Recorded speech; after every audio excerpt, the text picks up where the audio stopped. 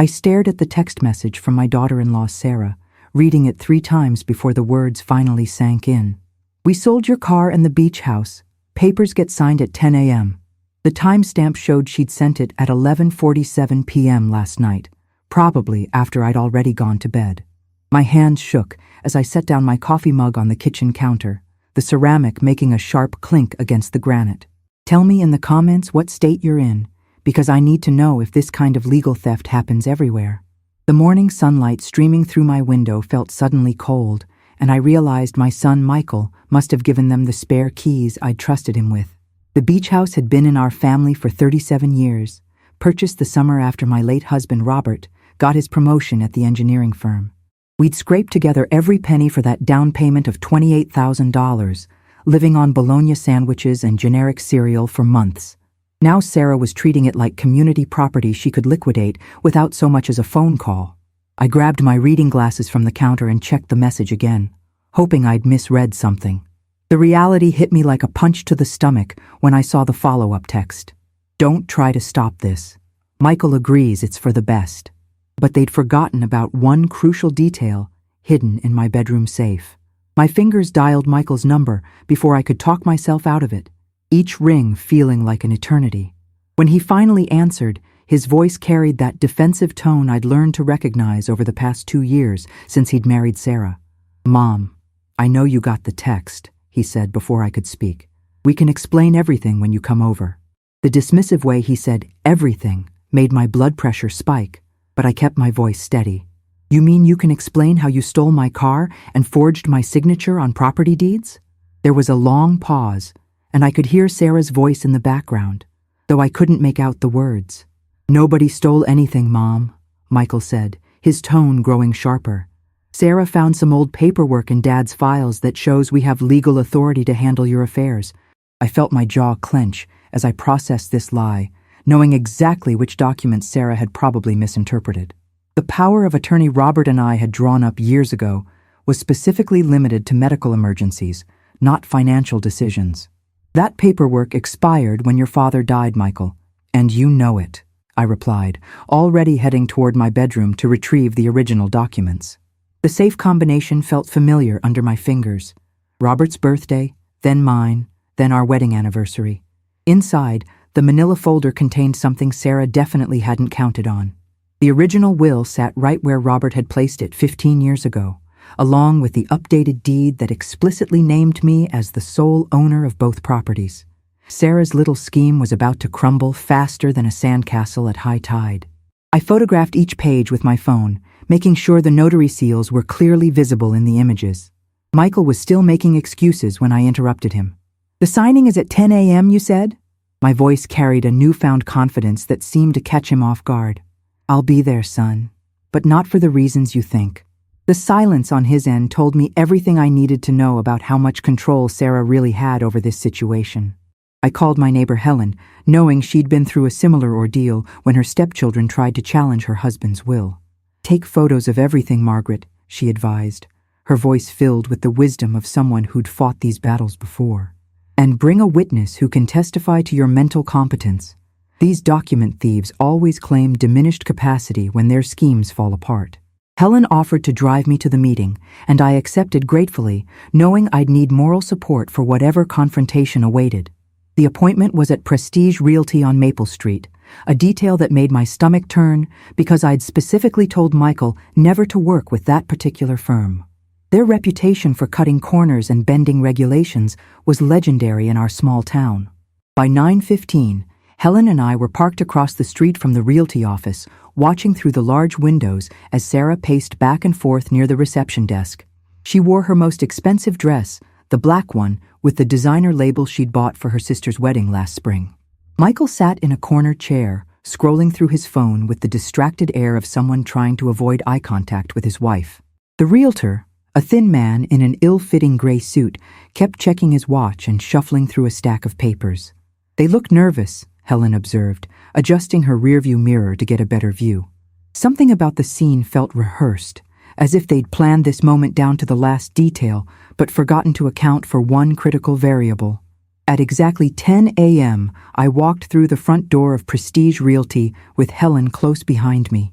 The look of shock on Sarah's face was worth the sleepless night I'd endured, her confident smile dissolving into something closer to panic. "Mrs. Davidson," the realtor said, extending his hand with practiced professionalism, "I'm Kevin Morrison. We're ready to finalize these property transfers whenever you are." His assumption that I was there to cooperate made me smile, and I could see Michael's face growing pale as he began to realize his mistake. "I'm afraid there's been a misunderstanding, Mr. Morrison," I replied, pulling the folder from my purse. The documents inside would prove that Sarah and Michael had no authority to sell anything that belonged to me. "My daughter-in-law seems to have misrepresented her legal standing regarding my properties," I continued, spreading the will and deed across Morrison's desk. The notary seals caught the overhead light, their official embossed surfaces reflecting my vindication back at Sarah's horrified face. Morrison examined the papers with growing concern, his professional demeanor shifting as he recognized the legal implications. "These documents clearly establish your sole ownership of both properties, Mrs. Davidson," he said, glancing nervously between me and the couple who'd brought him what appeared to be forged paperwork. Michael finally found his voice, stammering something about having the right to protect his inheritance, but Morrison was already reaching for his phone to call his legal department. The next 30 minutes passed in a blur of accusations, denials, and increasingly frantic phone calls. Sarah insisted she'd found legitimate power of attorney documents in Robert's old filing cabinet, producing a folder that contained obvious photocopies rather than originals. Morrison compared the signatures on her papers with those on my authentic documents, shaking his head as the discrepancies became apparent. "Mrs. Davidson, I'm afraid your son and his wife may have attempted to defraud both you and this agency," he said, his professional courtesy barely masking his anger. Helen documented everything with her phone camera, creating a digital record that would prove invaluable if criminal charges needed to be filed. The look of betrayal on Michael's face told me he was finally beginning to understand the magnitude of what Sarah had convinced him to attempt. Sarah's composure cracked completely when Morrison mentioned contacting the district attorney's office about potential fraud charges. "This is ridiculous," she snapped, her voice rising to a level that made other clients in the waiting area turn and stare. "She's an old woman who can't even remember to take her medications half the time. We're protecting her from making financial mistakes." The accusation of mental incompetence was exactly what Helen had predicted, and I was ready with my response. "Helen, would you mind telling Mr. Morrison about our conversation this morning regarding the legal precedents in estate fraud cases?" My neighbor's detailed recounting of our discussion proved my mental sharpness beyond any reasonable doubt. Sarah's face flushed red as her last desperate argument fell apart in front of witnesses. Morrison excused himself to make a private phone call, leaving the four of us in an uncomfortable silence broken only by the hum of the office air conditioning. Michael stared at his hands, apparently unable to meet my eyes, while Sarah scrolled through her phone with the frantic energy of someone looking for an escape route. "You've ruined everything," she hissed at me when Morrison was out of earshot. "That beach house is falling apart anyway, and your car is 12 years old. We were going to use the money to buy something decent." The entitlement in her voice was staggering, as if my lifetime of hard work and sacrifice meant nothing compared to her immediate desires. Helen leaned forward in her chair, her expression making it clear she was ready to defend me against any further attacks. When Morrison returned, his expression was grim, and his tone had shifted into full professional mode. "Mrs. Davidson, my legal department has advised me that we cannot proceed with any property transfers based on the documentation provided by your son and daughter-in-law," he announced, sliding Sarah's papers back across the desk. "Furthermore, we're required to report this incident to the appropriate authorities for investigation." Sarah's face went white as the implications sank in, while Michael finally looked up from his hands with an expression of dawning horror. The reality of potentially facing criminal fraud charges seemed to penetrate his consciousness for the first time. Morrison handed me a business card for a legal aid attorney who specialized in elder abuse cases, suggesting I might want to seek protective orders. The drive home with Helen felt surreal, as if I'd just awakened from a nightmare only to discover it had been someone else's reality all along. "Your son looked genuinely shocked when he realized what Sarah had gotten him into," Helen observed as we pulled into my driveway. "I think he honestly believed they had some legitimate claim to your property." Her charitable interpretation gave me a small measure of comfort, though it didn't excuse Michael's willingness to go behind my back. The afternoon sun felt warm on my face as I stepped out of Helen's car, carrying the folder of documents that had saved everything I'd worked for. But there was still one more conversation I needed to have, and it couldn't wait until tomorrow. I called Michael's cell phone from my kitchen, staring out at the garden Robert and I had planted together 20 years ago. When he answered, his voice was barely above a whisper, and I could hear Sarah crying in the background. "Mom, I'm so sorry," he began, but I cut him off before he could launch into what sounded like a rehearsed apology. "Michael, I need you to bring me every key you have to my house and my car, including any copies Sarah might have made," I said, keeping my tone businesslike despite the hurt in my chest. "And I need the combination to the beach house lockbox that I gave you for emergencies." The silence on his end stretched so long I thought the call had dropped, but finally he agreed to come over within the hour. While waiting for Michael, I made myself a cup of tea and sat at the kitchen table where Robert and I had made so many important decisions together. The folder of legal documents lay open in front of me, each page representing years of sacrifice and planning for a secure future. Sarah's attempt to steal that security had failed, but the betrayal left wounds that wouldn't heal easily. I found myself wondering how many other elderly parents were facing similar schemes from adult children who saw inheritance as something to be claimed immediately rather than earned through respect and care. The sound of Michael's car in the driveway interrupted my brooding, and I steeled myself for what would likely be the most difficult conversation of our relationship. Michael knocked on the front door despite having keys, a gesture that acknowledged how fundamentally our dynamic had changed in the space of a single morning. He looked exhausted, his hair disheveled and his clothes wrinkled as if he'd been pacing for hours. "Mom, Sarah's been talking to a lawyer," he said without preamble, handing me a small collection of keys and a slip of paper with the lockbox combination. "She thinks she can still claim some portion of the properties based on community property laws." The absurdity of Sarah's continued delusion would have been funny if it weren't so pathetic, but I kept my expression neutral as I accepted the keys. These small pieces of metal represented the restoration of my security, though they couldn't repair the trust that had been shattered. "Michael, your wife tried to steal from me today," I said, settling into my favorite armchair and gesturing for him to take the couch. "Not borrow, not manage, not protect. She tried to steal property that belongs to me and only me, using forged documents and your name as leverage." He winced at the word steal, but didn't try to defend her actions this time.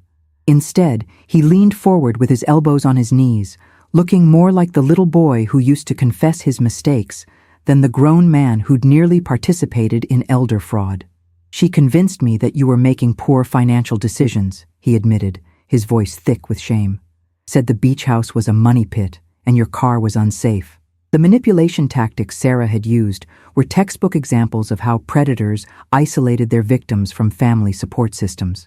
"Your father and I bought that beach house with our first real savings," I told him, watching his face as the family history he'd somehow forgotten began to resurface.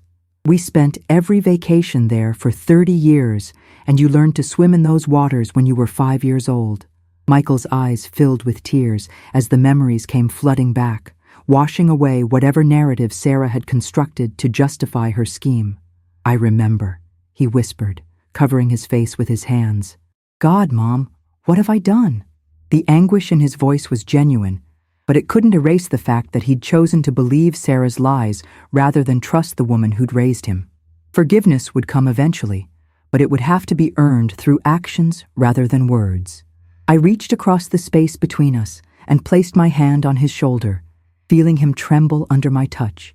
"You made a mistake, Michael, but it's not too late to make it right," I said, surprised by the steadiness of my own voice. "Sarah needs to understand that her behavior today could have landed both of you in prison, and that any future contact between us depends on her acknowledging what she did." Michael nodded vigorously, seeming relieved to have a concrete path forward after hours of uncertainty. "She's been talking about moving back to her mother's house in Ohio," he admitted. "Maybe some time apart would help her gain perspective." The suggestion that their marriage might not survive this crisis didn't surprise me, though I felt sorry for Michael's pain, even as I recognized Sarah's departure might be the best outcome for everyone. Over the next week, I threw myself into securing my properties and finances against any future attempts at manipulation. The lawyer Morrison had recommended helped me establish a revocable trust that would protect both the beach house and my primary residence from any claims Sarah might try to make in the future. I also changed all the locks on both properties and opened a new bank account at a different institution, transferring my assets beyond the reach of anyone who might have gained unauthorized access to my financial information. Helen accompanied me to each appointment, serving as both witness and moral support as I rebuilt the security walls that Michael and Sarah had breached. The process was exhausting but necessary, and each completed form felt like another step toward reclaiming my independence. The beach house had always been my sanctuary, but visiting it for the first time since discovering Sarah's betrayal felt like reclaiming sacred ground. I drove my 12-year-old car, the one Sarah had dismissed as worthless, along the familiar coastal highway, with all the windows down and the radio playing softly. The salt air filled my lungs as I pulled into the gravel driveway, and I sat for a moment just looking at the weathered cedar shingles and the wraparound porch, where Robert and I had spent countless evenings watching the sunset. Inside, everything was exactly as I'd left it, untouched by Sarah's grasping hands thanks to the legal documents that had saved everything. The framed photo of Michael's college graduation still sat on the mantelpiece, a reminder of happier times when I'd believed our family bond was unbreakable. I spent 3 days at the beach house, walking the shoreline each morning and evening while processing everything that had happened. On my last day there, Michael called to tell me that Sarah had indeed moved back to Ohio, taking most of their shared belongings, but leaving behind the engagement ring his father had helped him choose 5 years earlier. "I found some things in her desk that I think you should see," he said, his voice heavy with new revelations. "Letters she wrote to her sister about selling your stuff, going back almost 2 years. The premeditation in Sarah's scheme ran deeper than I'd imagined, transforming what I'd thought was an impulsive act of greed into a calculated campaign of financial abuse. Michael's willingness to expose these additional crimes suggested he was finally choosing family loyalty over marital obligation. The folder Michael brought me the next day contained photocopies of correspondence that painted a chilling picture of Sarah's long-term planning. Letters to her sister described detailed strategies for gaining access to my financial accounts, including a plan to have me declared mentally incompetent if I resisted her control. One particularly disturbing document outlined Sarah's timeline for selling my properties, with specific deadlines tied to her desire to purchase a house in a more expensive neighborhood. "She'd been planning this since before Dad died," Michael said, his voice hollow as he watched me read through the evidence. "I think she married me to get access to the family money she thought we had." The revelation that his entire marriage might have been a con game devastated him, but it also explained why Sarah had been so eager to isolate him from me over the past 2 years. With the evidence of Sarah's premeditation, the district attorney's office decided to pursue criminal charges for attempted elder fraud and forgery. Detective Linda Ramirez, who specialized in financial crimes against seniors, interviewed me for over 2 hours, documenting every aspect of Sarah's deception and Michael's unwitting participation. "Your son's cooperation and genuine remorse are working in his favor," she explained as we concluded the interview. "But his wife's extensive planning and the forged documents push this into felony territory. The legal proceedings would take months to resolve, but Detective Ramirez assured me that the evidence was strong enough to ensure Sarah would face serious consequences for her actions. Michael had agreed to testify against his estranged wife, a decision that marked his final break from her influence.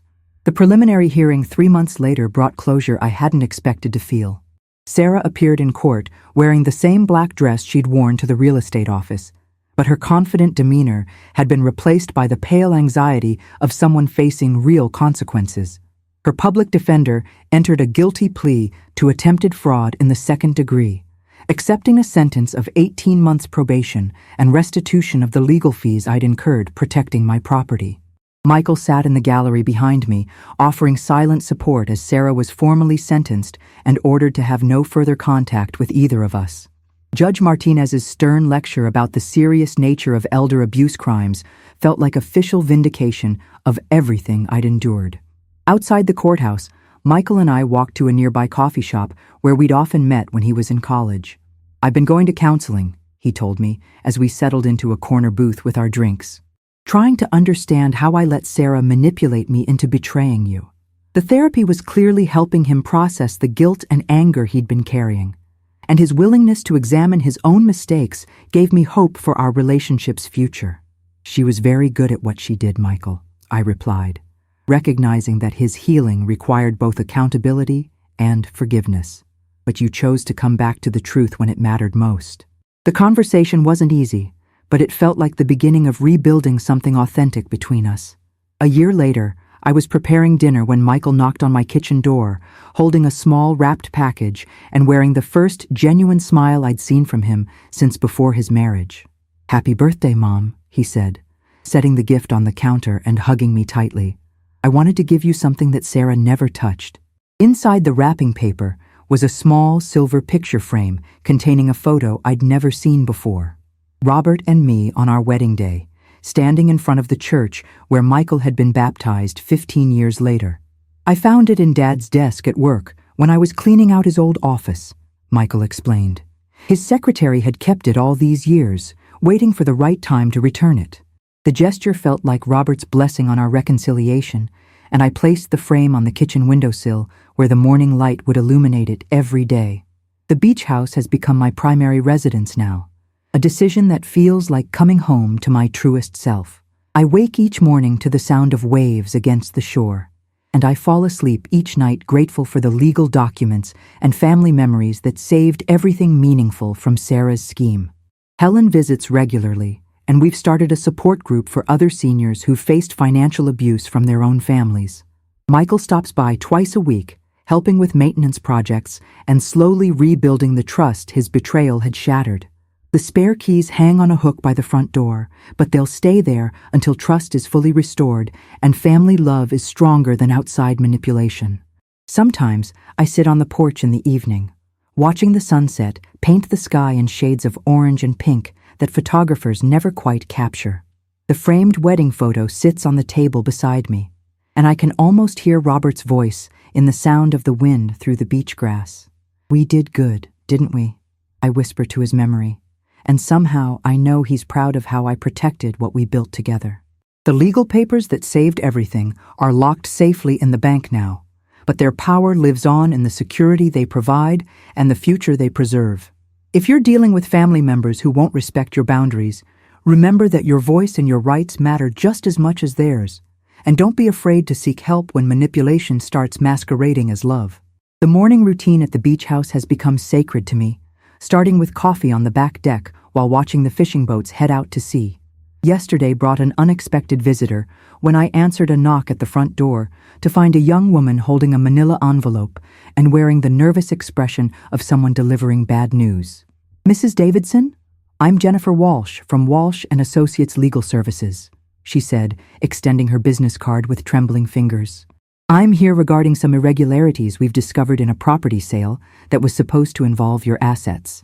My heart sank as I realized Sarah's scheme had tentacles reaching further than anyone had imagined, and this lawyer's presence suggested new complications were just beginning to unfold.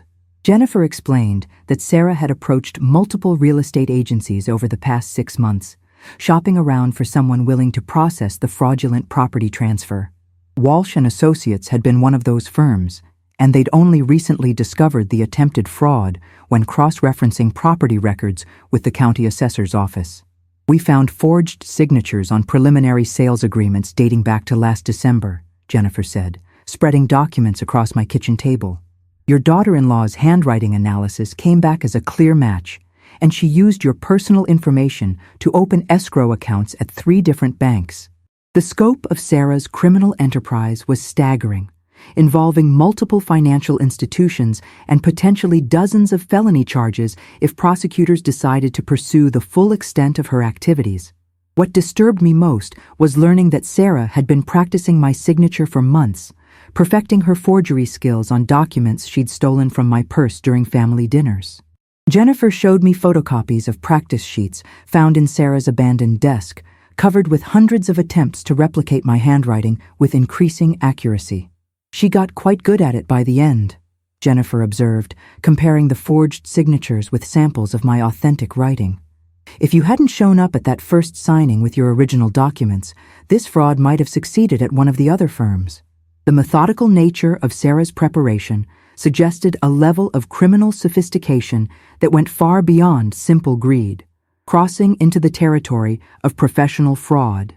Michael arrived 20 minutes after I called him, his face ashen when Jennifer explained the full scope of his ex-wife's criminal activities.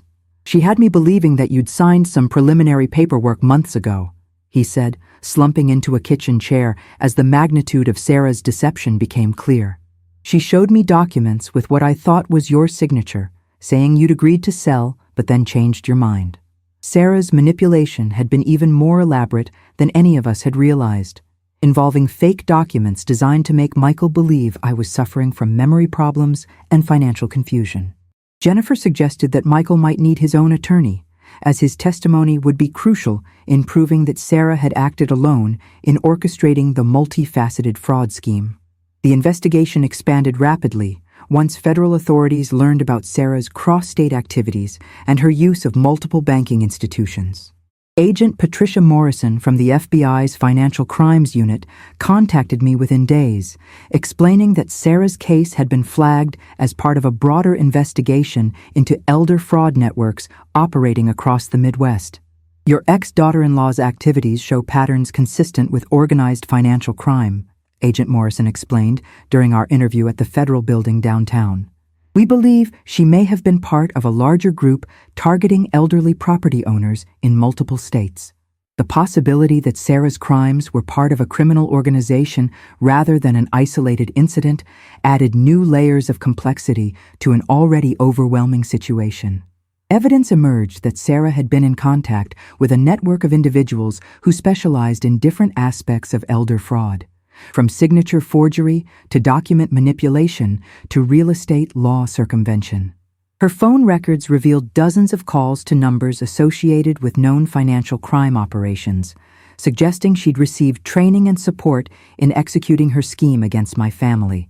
"These networks prey on family relationships," Agent Morrison explained, showing me surveillance photos of other suspected conspirators. "They identify targets through social media and public records, then recruit family members to serve as inside accomplices." The revelation that Michael and I had been specifically targeted by professional criminals rather than simply victimized by Sarah's personal greed was both terrifying and oddly reassuring. Michael struggled with guilt over his unwitting role in facilitating Sarah's access to our family's private information. During one of our weekly dinners at the beach house, he confessed that he'd shared details about our family's financial situation during what he thought were casual conversations with Sarah's friends and relatives. "She kept asking questions about Dad's investments and your retirement planning," he said, pushing food around his plate without eating. "I thought she was just trying to understand our family better, but she was gathering intelligence for her criminal friends." His genuine remorse was evident, but the damage had been done, and we both had to live with the consequences of trusting someone who'd been systematically betraying us from the beginning. The federal case against Sarah and her co-conspirators took nearly 2 years to reach trial, during which time I learned more about financial crime than I'd ever wanted to know. Agent Morrison kept me informed about the investigation's progress, explaining how Sarah's network had targeted dozens of elderly property owners across 7 states using similar tactics. "Your quick thinking and those original documents saved not just your own property, but helped us uncover a criminal enterprise that had stolen millions of dollars from senior citizens," she told me. "Your willingness to testify will help ensure that these criminals face serious federal prison time rather than just probation." The knowledge that my ordeal might help protect other families from similar victimization gave meaning to all the stress and heartache I'd endured. The trial itself was a surreal experience. Sitting in a federal courtroom while prosecutors presented evidence of the elaborate scheme that had targeted my family. Sarah looked older and more haggard than I remembered, her confident demeanor completely gone as she faced the possibility of spending years in federal prison. Her defense attorney tried to portray her as a naive accomplice rather than an active participant, but the evidence of her months-long preparation and her leadership role in recruiting Michael as an unwitting insider made those arguments unconvincing. When called to testify, I spoke clearly and directly about the impact of her betrayal, not just on my finances, but on my relationship with my son and my sense of security in my own home. Michael's testimony was particularly powerful, as he described how Sarah had systematically isolated him from me while gathering information about our family's assets and legal vulnerabilities. She convinced me that my mother was becoming forgetful and making poor decisions, he told the court, his voice steady despite the obvious emotional difficulty of the moment. She said we needed to protect the family assets before Mom made mistakes that would cost us everything. His account of Sarah's manipulation tactics helped the jury understand how victims' own family members could be turned into unwitting accomplices through carefully orchestrated psychological pressure. The prosecution used his testimony to demonstrate the sophisticated nature of the criminal enterprise and the calculated way it exploited family relationships. Sarah received a sentence of 8 years in federal prison, along with orders to pay restitution that would likely consume any assets she might ever acquire. Her co-conspirators received similar sentences, effectively dismantling the criminal network that had victimized so many elderly Americans. Judge Richardson's sentencing remarks emphasized the serious nature of elder financial abuse and the particular cruelty of crimes that exploited family relationships. These defendants targeted some of our most vulnerable citizens, she said, looking directly at Sarah. They weaponized trust and family love to commit theft on a massive scale. The judge's words felt like official recognition of the emotional damage that went far beyond simple financial loss. The aftermath of the trial brought unexpected opportunities for advocacy work that gave new purpose to my retirement years. Agent Morrison invited me to speak at law enforcement conferences about recognizing and preventing elder financial abuse, sharing my story with police officers and federal agents who were investigating similar crimes. Your perspective as a victim who successfully fought back is invaluable, she explained. Most targets of these schemes never recover their assets or see their abusers face justice. Speaking to audiences of law enforcement professionals was intimidating at first, but I discovered that my experience could help train officers to better support elderly crime victims and their families. Helen and I expanded our informal support group into a formal organization, meeting monthly at the community center to help other seniors who'd experienced financial abuse from family members or caregivers. Elder Advocates of Coastal County now serves dozens of families, providing both emotional support and practical guidance on legal remedies and protective measures. We work closely with local banks, real estate agencies, and law firms to educate professionals about recognizing the warning signs of elder financial abuse. The organization has helped recover over $200,000 in stolen assets and has assisted in prosecuting 15 separate cases of family-perpetrated fraud. Helen often jokes that Sarah's crime spree inadvertently created a powerful force for protecting other seniors from similar victimization. Michael has become one of our most effective advocates, speaking to community groups about how well-meaning family members can be manipulated into participating in elder abuse schemes. His perspective as someone who was victimized alongside me resonates with audiences who might dismiss warnings about financial predators as paranoid worry. I thought I was protecting my mother, he tells groups of adult children, but I was actually helping someone steal everything she'd worked for her entire life. His willingness to share his mistakes publicly has helped repair our relationship, while also educating others about the sophisticated manipulation tactics used by financial criminals. The beach house has become more than just my residence. It's evolved into an informal headquarters for our advocacy work and a symbol of successful resistance against financial predators. Local news stations have filmed segments from the front porch, using the house as a backdrop for stories about elder rights and family financial security. Real estate professionals now use my case as a training example, learning to verify property ownership independently, rather than relying solely on documents presented by potential sellers. The property that Sarah tried to steal has become a teaching tool for protecting other families from similar crimes. Sometimes I find letters tucked under my door from other seniors who've heard my story through news coverage or community presentations.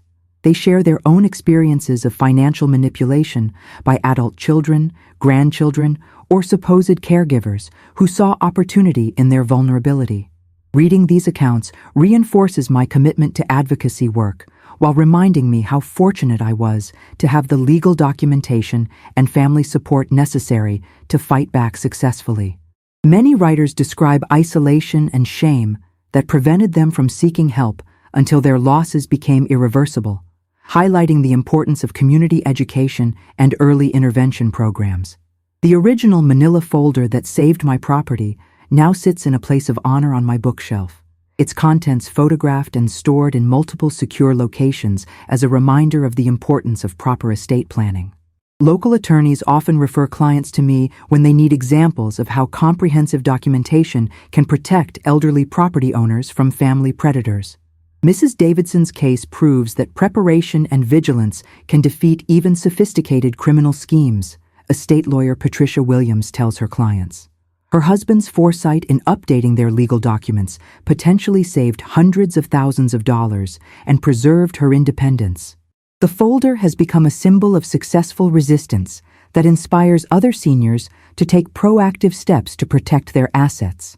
Michael recently brought his new girlfriend Amanda to dinner at the beach house, a milestone that marked his emotional recovery from Sarah's betrayal and manipulation. Amanda works as a social worker specializing in elder services, and her professional understanding of financial abuse dynamics has helped Michael process the psychological impact of his unwitting participation in Sarah's scheme. "Your mother's story is legendary in our field," Amanda told me as we walked along the shoreline after dinner. She's cited in training materials and professional journals as an example of successful victim advocacy. Their relationship feels healthy and genuine in ways that Michael's marriage to Sarah never did, built on honesty rather than manipulation, and shared values rather than hidden agendas. The sunset view from my porch has become a daily meditation on resilience and the importance of family bonds that can survive even deliberate attempts at destruction. Robert's photograph sits beside me during these evening reflections, and I often find myself talking to his image about the challenges and victories of the past few years. "You'd be proud of how Michael turned out," I tell him. "He made mistakes, but he came back to the truth when it mattered most." The knowledge that our son chose family loyalty over his wife's criminal scheme, despite the personal cost of divorce and public embarrassment, validates the values Robert and I tried to instill during his childhood. The legal documents that once saved my property have inspired a comprehensive estate planning workshop that Helen and I present monthly at the Senior Center. We work with volunteer attorneys to help other elderly residents create wills, powers of attorney, and trust documents that protect against family financial predators while ensuring their wishes are respected. Proper paperwork isn't just about money, I tell workshop participants. It's about maintaining your independence and dignity when people you trust might try to take advantage of your vulnerability. The workshops have helped over 300 seniors secure their assets and create legal protections against potential family fraud.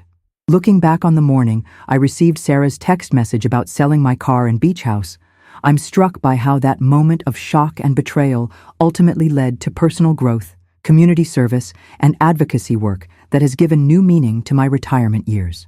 The criminal scheme that was designed to destroy my financial security instead became the catalyst for helping dozens of other families protect themselves from similar predators. Sarah's greed inadvertently created a network of educated, vigilant seniors who refused to be victims and who worked together to prevent elder financial abuse in their communities. The Beach House Guest Room now hosts visiting speakers for our advocacy events, law enforcement professionals researching elder financial crimes, and adult children seeking guidance on protecting their elderly parents from predatory schemes. What was once a private family retreat has become a center for community education and support, fulfilling a purpose Robert and I never could have imagined when we first purchased the property 37 years ago. The rooms that Sarah tried to steal have become sanctuaries for other crime victims seeking justice and healing. Agent Morrison visits occasionally to update me on related cases and to seek my input on victim advocacy programs the FBI is developing. During her last visit, she brought news that the criminal network Sarah had belonged to was completely dismantled, with all major participants now serving federal prison sentences. Your case was the thread that unraveled the entire operation, she explained. Your courage in fighting back prevented countless other families from being victimized. The knowledge that my ordeal contributed to protecting other seniors provides ongoing motivation for continued advocacy work and community education efforts. The spare keys that once represented my vulnerability now hang beside my front door as symbols of restored trust and carefully guarded security. Michael earned the right to possess them again through 2 years of consistent actions rather than empty promises, proving his commitment to rebuilding our relationship through weekly visits, advocacy work, and transparent communication about his life and decisions. The keys themselves are different now, cut from new locks I installed after Sarah's betrayal, representing a fresh start built on hard-won wisdom about the importance of boundaries and verification in family relationships. Amanda understands the significance of these small metal objects, treating them with the respect due to symbols of trust that was broken and consciously rebuilt through mutual effort and genuine remorse. Our monthly Elder Advocates meetings have grown from Helen and me sitting in my kitchen to gatherings of 40-plus seniors, family members, and professionals at the expanded community center facility. The group now includes retired bankers who volunteer to review suspicious financial transactions, former law enforcement officers who help members recognize fraud schemes, and social workers who provide emotional support for victims of family financial abuse. We've created something Robert would be proud of, Helen observed during last month's meeting. A community of people protecting each other from the predators who see our age as opportunity rather than wisdom. The organization's success has attracted attention from state legislators who are drafting stronger elder protection laws based partly on recommendations from our advocacy work. The manila folder's contents have been professionally preserved and digitized, creating an educational resource that's now used in law schools, police academies, and social work programs across 3 states. Students study my case as an example of how proper documentation, family support, and quick legal action can defeat sophisticated criminal schemes targeting elderly property owners. Your husband's foresight in updating those legal documents created a perfect case study, Professor Janet Martinez from the State University Law School told me. Your story demonstrates that preparation and vigilance can protect families from even professional-level financial predators. The academic attention has led to speaking invitations at conferences where I share practical advice about recognizing and preventing elder financial abuse. Michael's recovery from his experience as an unwitting accomplice has become part of his professional identity, as he now works for a nonprofit organization that educates families about financial fraud prevention. His personal understanding of how manipulation tactics work makes him particularly effective at reaching adult children who might be vulnerable to similar schemes. I lived through the process of being gradually isolated from my mother and convinced that I needed to protect her from her own decisions, he tells audiences. The criminals who do this are experts at making you believe you're helping when you're actually participating in theft. His presentations often move audience members to tears as they recognize similar patterns in their own family relationships. The Beach House has hosted 3 weddings for other Elder Advocates members, couples who found love and companionship through our support group activities. Helen married retired police captain Frank Morrison last spring, with their ceremony taking place on the deck where Robert and I once planned our own golden anniversary celebration. This house has become a symbol of resilience and new beginnings, Helen said during her wedding speech.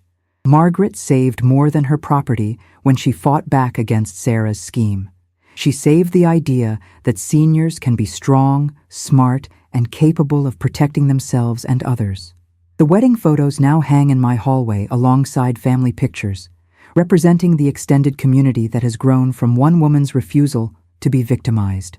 Sarah's prison letters began arriving 6 months ago, written on regulation paper and filled with apologies that feel both genuine and calculated. She claims to have found religion during her incarceration and expresses remorse for the pain she caused, though her letters also contain subtle requests for character references that might help with parole applications. Michael refuses to read them, having made peace with the end of their relationship and moved forward with his life. I respond occasionally with brief notes, acknowledging her apologies, while making clear that forgiveness doesn't equal trust and that her actions had consequences extending far beyond our immediate family. The letters serve as reminders of how manipulation can continue even from federal prison when predators seek to exploit their victims' compassion. The financial restitution from Sarah's criminal sentence has been donated entirely to Elder Advocates of Coastal County, funding expanded services, including a legal clinic and emergency assistance fund for seniors facing immediate financial exploitation. I don't want money that came from other people's suffering, I explained to the victim services coordinator who processed the payments. But I can use it to prevent other families from experiencing what we went through. The donated funds have helped establish a 24-hour hotline for elderly crime victims and provide emergency legal representation for seniors facing immediate property theft or financial abuse. Sarah's attempt to steal my security has instead created lasting security for dozens of other vulnerable community members. Agent Morrison recently informed me that our case has influenced federal policy regarding elder financial crime prosecution, with new guidelines requiring investigators to examine family manipulation tactics and criminal networks rather than treating each incident as an isolated event. Your case proved that these aren't just family disputes or civil matters, she explained. They're federal crimes committed by sophisticated criminal organizations that specifically target elderly Americans. The policy changes have led to more aggressive prosecution of elder financial abuse and better support services for victims and their families. My willingness to testify and share documentation has contributed to systemic improvements that will protect future generations of seniors.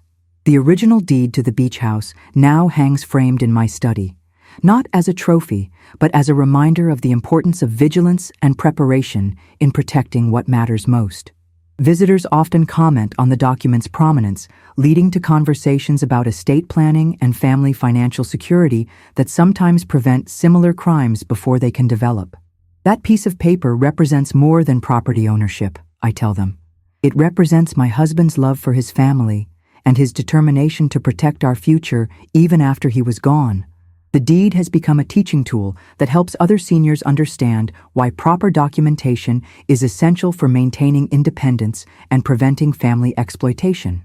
The sunrise walks along the beach have become opportunities for meditation on forgiveness, justice, and the unexpected ways that traumatic experiences can lead to positive community change. Robert's presence feels strongest during these early morning reflections, and I often find myself grateful for trials that revealed the strength I didn't know I possessed. We built something lasting, I whisper to his memory as waves wash away yesterday's footprints. Not just the house, but a legacy of protection for other families who might face what we faced.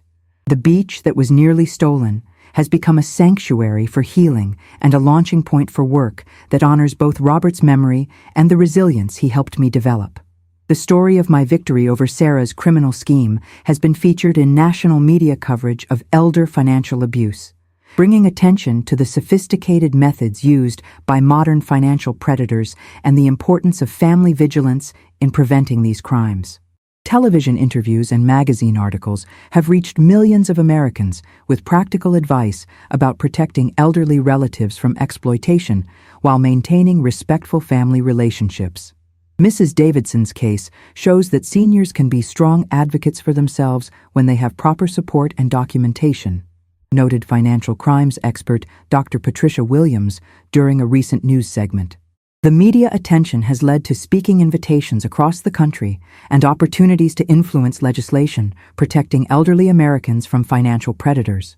Michael and Amanda announced their engagement last month during our weekly dinner at the beach house, presenting the moment as a celebration of healing and new beginnings rather than simply romantic commitment. The ring belonged to Amanda's grandmother, a detail that feels significant given our family's experience with stolen inheritance and manipulated relationships. I want to build something honest with Amanda, Michael told me, as we watched the sunset from the porch where Sarah once planned to liquidate my life's work. Something based on truth and respect rather than deception and greed. Their relationship represents hope that the cycle of manipulation and betrayal can be broken through conscious commitment to transparency and mutual support. The legal documents that saved everything now serve as templates for other seniors working with elder advocates to protect their assets from potential family predators. Local attorneys have used Robert's careful estate planning as a model for creating comprehensive protection strategies that anticipate manipulation tactics and provide clear legal remedies for attempted fraud. Your husband understood that family love requires legal protection, estate attorney Patricia Williams tells her clients. He created a system that preserved not just property, but family relationships by preventing the conflicts that arise when inheritance becomes a weapon. The templates have helped hundreds of families create similar protections, while there's still time to prevent, rather than just prosecute, financial abuse. Helen's marriage to Frank Morrison has created a powerful advocacy partnership, combining her experience as an elder abuse survivor with his expertise in financial crime investigation. Together, they've developed training programs for bank employees, real estate professionals, and other service providers who interact with elderly clients and might recognize signs of financial exploitation. We're creating a community early warning system, Frank explains to training participants. When everyone knows what to look for, it becomes much harder for criminals to operate successfully. Their program has already identified and prevented 12 attempted elder fraud schemes in our county alone, protecting millions of dollars in senior assets from criminal theft. The Beach House guest room frequently hosts visiting law enforcement officers who come to study our advocacy methods and learn about community-based elder protection strategies. Their presence transforms my home into an informal research center where professionals can observe successful victim recovery and community organizing techniques. What you've built here could be replicated in communities across the country, FBI Supervisory Agent Patricia Morrison observed during her recent visit. You've proven that elder abuse victims can become powerful advocates for prevention and justice. The law enforcement connections have led to collaborative relationships with federal agencies working to combat organized elder financial crime. Amanda's professional background in elder services has brought new expertise to our advocacy work, particularly in understanding the psychological tactics used by family financial predators. Her training helps group members recognize manipulation strategies and develop resistance techniques that maintain family relationships while preventing exploitation. Financial abuse often begins with emotional abuse, she explains during our monthly presentations. Predators isolate their targets from support systems and convince them that resistance equals ingratitude or mental decline. Her insights have helped dozens of seniors identify concerning behaviors in their own family relationships before financial abuse can begin. The anniversary of receiving Sarah's text message has become an annual day of reflection and community celebration, marking not just personal survival, but collective commitment to protecting vulnerable seniors from similar exploitation. This year's gathering included over 100 people, crime victims, family members, law enforcement officers, attorneys, and community volunteers who've joined our advocacy network. 3 years ago, one woman's refusal to be victimized started a movement that's now protecting families across multiple states, Helen observed during the anniversary program. Margaret's courage created ripple effects that continue expanding into communities we've never even visited. The anniversary serves as both commemoration and recommitment to continued advocacy work. Looking toward the future, I see our advocacy work expanding into legislative testimony and policy development that could strengthen elder protection laws at the state and federal level. Governor Patricia Williams has invited me to serve on a task force examining elder financial crime prevention, bringing victim perspectives to policy discussions that often focus only on law enforcement and legal remedies. Your experience as both victim and advocate gives you unique insights into what actually works to prevent these crimes, the governor explained. We need your voice in developing comprehensive solutions that protect seniors while preserving family relationships. The appointment represents an opportunity to influence systemic changes that could prevent thousands of future victimizations. The Beach House itself has evolved into a symbol of successful resistance that inspires other crime victims to fight back against exploitation and seek justice for the wrongs they've endured. Visitors often comment on the peaceful atmosphere and the sense of security that permeates the property, contrasting sharply with the chaos and violations Sarah intended to create through her criminal scheme. This place represents what happens when preparation meets opportunity, Agent Morrison observed during her last visit. Your husband's careful planning created the foundation, but your courage and quick action built the victory. The house that was nearly stolen has become a fortress of empowerment for anyone who refuses to accept victimization as inevitable. The final victory came not through revenge or bitterness, but through transformation of personal trauma into community service that honors both Robert's memory and the values we shared throughout our marriage. The documents he carefully prepared saved more than property. They preserved the foundation for advocacy work that has protected hundreds of other families from similar predators. Sarah's criminal scheme, intended to destroy my security and independence, instead became the catalyst for creating lasting protections that will benefit future generations of elderly Americans. The beach house she tried to steal has become a beacon of hope for anyone facing financial exploitation, proving that victims can become victors when they refuse to surrender to criminal intimidation and manipulation.